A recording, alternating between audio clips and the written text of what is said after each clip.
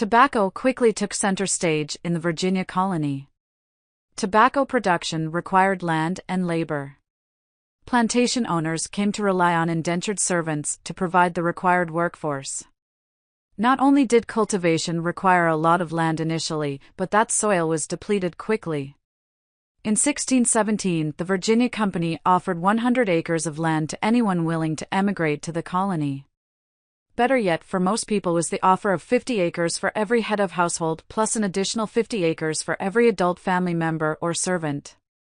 Large plantations sprang up, each initially having a riverfront so ships could dock there. Then settlements pushed further inland. Slavery spread to other colonies. Maryland, then the Carolinas, followed Virginia's lead. Colonists in the Carolinas at first attempted to enslave Indians, but when that proved unsuccessful, they turned to blacks for forced labor. Conditions were especially harsh on slaves in the Carolinas because rice and indigo production required long hours of exhausting physical labor in harsh heat and humidity. The first governor of Georgia, General James Oglethorpe, prohibited slaves and rum, but neither policy was popular and neither lasted long. When England gained possession of the Dutch colony, which came to be known as New York, it was already populated with Swedes, Dutch, Indians, English, Germans, French, and African slaves. But owning slaves was not as popular in the North, because it wasn't practical. The North outgrew its labor shortage much faster than the South, so it didn't need slaves. It didn't want them in the North, because they were unwelcomed competition for jobs. So they gradually began to get rid of slavery in the North shortly after the Revolutionary War. They weren't motivated by morals or principle or compassion or racial tolerance, but by money and racism. John Adams put it this way. Argument might have some weight in the abolition of slavery in Massachusetts, but the real cause was the multiplication of laboring white people, who would no longer suffer the rich to employ these sable rivals so much to their injury. The common people would not suffer the labor, by which alone they could obtain a subsistence, to be done by slaves.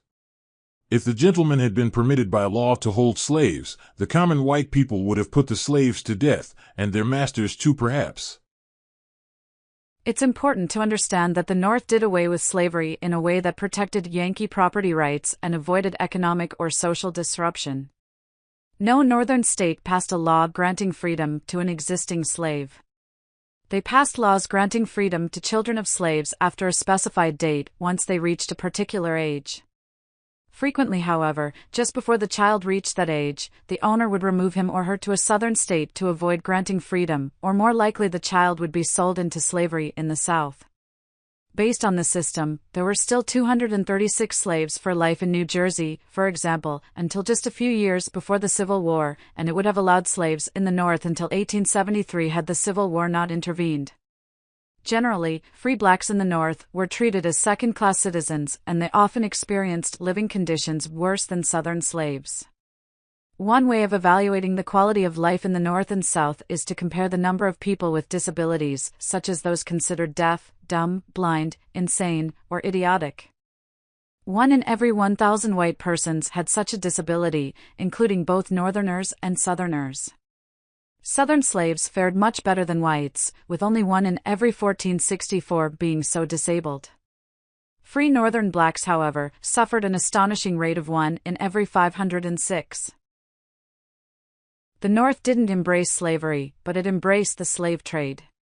Some of their first victims, however, were not Africans, but Native Americans. They traded them for black slaves in the Caribbean islands. It's interesting to note the contrast between how Massachusetts and Virginia treated Native Americans.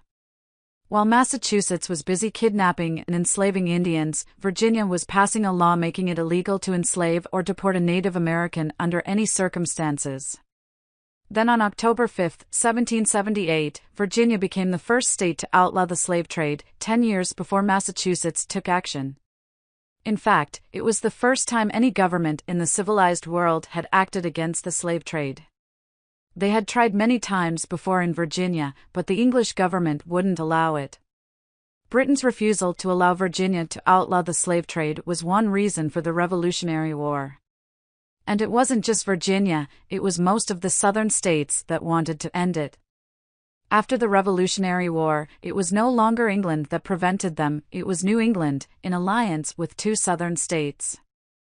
It was this alliance that produced the constitutional protection of the slave trade for 20 years. According to Civilgate, it was the South, the whole South, and nothing but the South that perpetuated slavery in America. There is no mention of the fact that it was the North and only two southern states that perpetuated the slave trade. Yankees also sold 2 children into slavery in Barbados because their parents had been associating with Quakers. Several Quaker ladies were publicly whipped and thrown into prison in the process. Why would Yankees think slavery is evil, but selling slaves is just good business? Did they not see the hypocrisy of marching into the South, beginning in 1861, supposedly to free slaves they themselves had sold? The first American slave ship was built in 1637 and sailed from Salem, Massachusetts.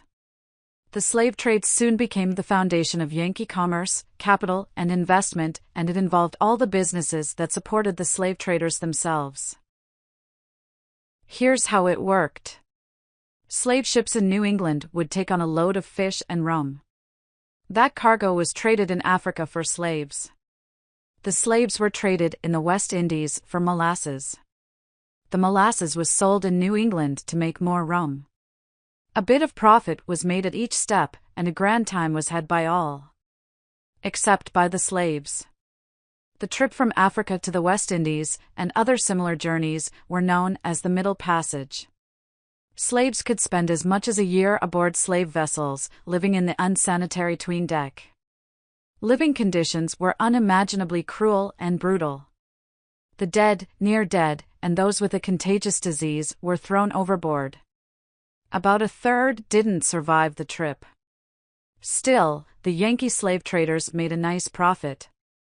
Even after Congress made it illegal to import slaves into the United States, New England was still very active in the slave trade for over 200 years, because there were ready markets in the Caribbean and South America. Slaves picked cotton in the South, and that cotton was turned into calico in northern textile mills. The calico was then traded for ivory and slaves. So, even though the North didn't embrace slavery per se, they profited from Southern slave labor. And Southern slave labor came from Yankee slave traders. Most nations in the world at that time were trying to stop the slave trade internationally. The U.S. had outlawed the slave trade, but it did not allow European agents to board and search American vessels. So European slave ships carried an American citizen and an American flag.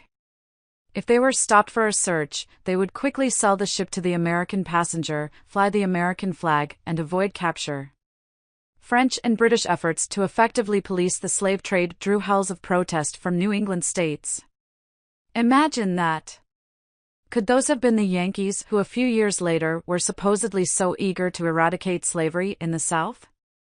Could they be the same Yankees who have sanctimoniously cleansed themselves of all slave sin, and who conveniently blamed all the evils of slavery on those racist rebels? Were you ever told in history class that it was Yankee slave traders who defied international efforts to eliminate the slave trade, and who continued to engage in it? Was that a Confederate flag flying on those European slave ships? No, it was the American flag. The Confederate flag never flew over a slave ship. Funny they didn't mention that in school. Funny you don't hear anything about that when they refer to the Confederate flag as the flag of slavery.